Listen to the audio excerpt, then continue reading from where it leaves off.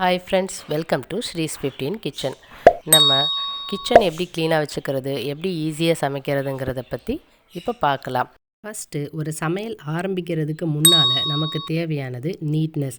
Kitchen க்ளீனாக இருக்கணும். Single பாத்திரங்கள் அதிகமாக சேரக்கூடாதுன்னா நம்ம சமையலுக்கும் அதிகப்படியான பாத்திரங்கள் உபயோகிக்கக்கூடாது.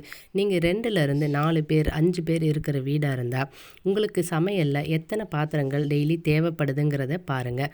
அதில் எவ்வளோ பாத்திரங்களை குறைக்க முடியுங்கிறத பாருங்கள்.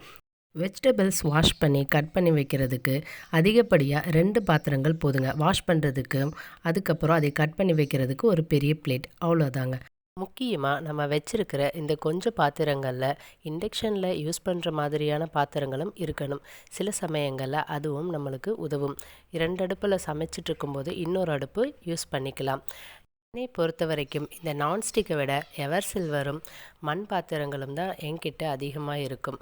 இரும்பு பாத்திரம்னு பார்த்தா ஒரே ஒரு வடைச்சட்டி வச்சுருப்பேன், அதுதான் அதிகமாக யூஸ் பண்ணுவேன். மண் பாத்திரங்களில் ரொம்ப ஷைனிங்காக அழகாக இருக்குதுன்னு நினச்சி அது மாதிரி வாங்கக்கூடாதுங்க.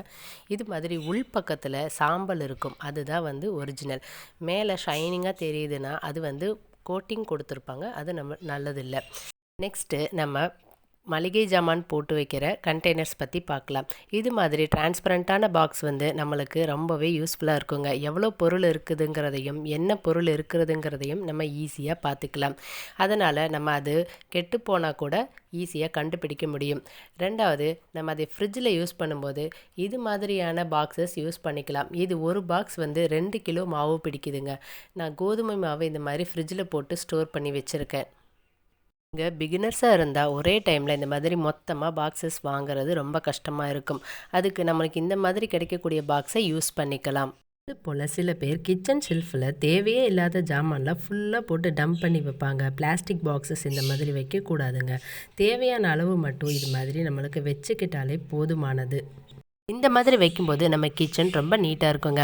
அதே மாதிரி நம்ம சமைக்கும்போது சிந்துறதை அப்பப்போ கையோடு தொடச்சிட்டோன்னா இன்னும் கிச்சன் நீட்டாக இருக்குங்க. நான் கிச்சன் எப்படி நீட்டாக வைக்கிறதுன்னு ஒரு வீடியோ போட்டிருக்கிறேன், அது லிங்க்கு டிஸ்கிரிப்ஷனில் தர, பார்த்து தெரிஞ்சுக்கோங்க. மாதிரி கிச்சன் ஸ்பாஞ்சஸ் வாங்கி அதை நல்லா வெட் பண்ணிவிட்டு நம்ம குக்கரில் சமைக்கும்போது அது மேலே போட்டு வச்சுட்டோன்னா அது பொங்கி ஊற்றுறதோ தெறிக்கிறதோ ஆகாதுங்க. இதனால் பாதி வேலை கம்மியாகும். இந்த மாதிரி உடனே ஏதாவது சிந்திருச்சுன்னா கூட நம்ம ஈரமான கிளாத்து கையில் வச்சுட்டே இருக்கணுங்க. அப்பப்போ தொடச்சி க்ளீன் பண்ணிக்கணும். இது மாதிரி வைப்பரும் ஸ்பாஞ்ச் கிளாத்தும் மைக்ரோ ஃபைபர் கிளாத்தும் கண்டிப்பாக தேவைங்க. இது இருந்தாலே நம்ம கிச்சனில் பாதி வேலை குறைஞ்சிருங்க.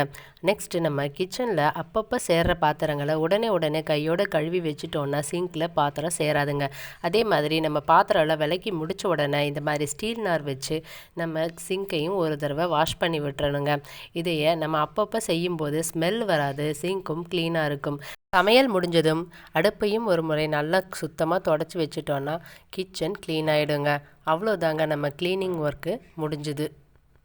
இந்த மாதிரி நம்ம நைட்டில் எல்லா க்ளீனிங் ஒர்க்கையும் முடிச்சுட்டு வச்சுட்டோன்னா காலையில் நம்ம என்ன சமைக்கிறது, என்ன பண்ணுறதுன்னு நம்ம டென்ஷன் ஆக வேண்டிய அவசியம் இருக்காதுங்க. நைட்டு நம்ம எல்லா க்ளீனிங் ஒர்க்கும் முடித்ததுக்கப்புறம் என்ன சமைக்கலாங்கிறத பிளான் பண்ணிக்கலாம். பிளான் பண்ணிவிட்டு அடுத்த நாள் நம்ம சமைக்கக்கூடிய டிஷ்ஷை எப்படி செய்யணுங்கிறதையும் நம்ம முடிவு பண்ணிக்கணும்.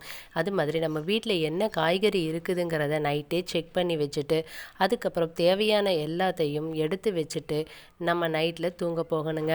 அரிசி, பருப்பு இதெல்லாம் ஒரு பவுலில் போட்டு மூடி வச்சிட்டோன்னா காலையில் எந்திரிச்சோன்னா அதில் நம்ம சமைக்க ஆரம்பிச்சிடலாம். ஈஸியாகவும் டென்ஷன் இல்லாமலும் டெய்லியும் சமைக்க முடியுங்க. நாம் இவ்வளவு பிளான் பண்ணி சமைக்கும்போது கூட நம்மளுக்கு காலையில் திடீர்னு ஒரு கரண்ட் இல்லை, கேஸ் தீந்துருச்சு அப்படின்னா அப்போவும் நம்ம டென்ஷன் இல்லாமல் எப்படி சமைக்கிறதுன்றதை பற்றி நம்ம அடுத்த வீடியோவில் பார்க்கலாங்க. ஸ்ரீஸ் 15 கிச்சனை சப்ஸ்கிரைப் பண்ணி பெல் ஐக்கானை கிளிக் பண்ணி வச்சுக்கோங்க. அப்போ தான் நான் போடுற வீடியோ உங்களுக்கு உடனே நோட்டிஃபிகேஷனில் வரும். இந்த வீடியோவை லைக் பண்ணுங்கள், ஷேர் பண்ணுங்கள், கமெண்ட் பண்ணுங்கள். Thank you friends.